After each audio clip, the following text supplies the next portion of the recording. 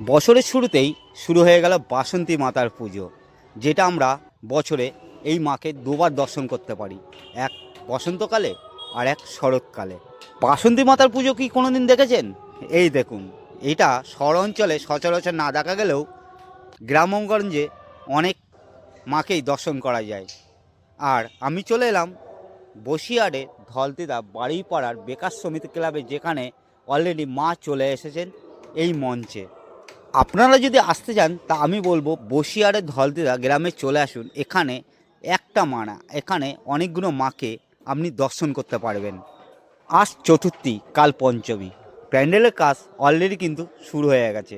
আর চারিদিকে এই প্যান্ডেলের নকশা কিন্তু খুবই সুন্দর লাগছে, লাইটিংয়ের আলোয় আরও সুন্দর লাগবে। আপনাদের ওখানে কি এই বাসন্তী মাতার পুজো হয়ে থাকে? যদি হয়ে থাকে অবশ্যই কমেন্ট করবেন। প্যান্ডেলের চারিদিকে নকশা কিন্তু খুবই সুন্দর লাগছে। এই হচ্ছে প্রবেশ পথ, তাই চলে এলাম এই বসিরহাট ধলতিদা গ্রামে। আপনারাও চলে আসুন এই বাসন্তী মাকে দর্শন করার জন্য। প্যান্ডেলের বাইরের অংশ থেকে ভেতর অংশ আমরা দেখে নেব কীরকম কাজ হচ্ছে এই পূজা মণ্ডপে।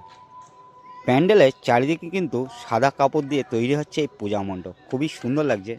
এখনও কিন্তু কাজ চলছে, আপনারা কিন্তু দেখতে পাচ্ছেন। আর আমি চলে যাব মাকে দর্শন করার জন্য, আর আপনাদেরও দর্শন করিয়ে দেবো। তো চলুন মাকে দর্শন করে আসি।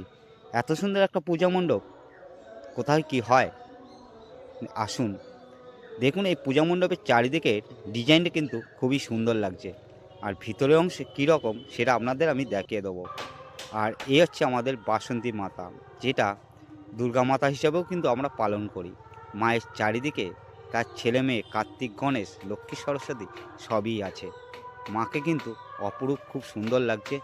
এখনও সম্পূর্ণ কাজ তৈরি হয়নি, আশা করি কালকের মধ্যে মায়ের কাজ কমপ্লিট হয়ে যাবে।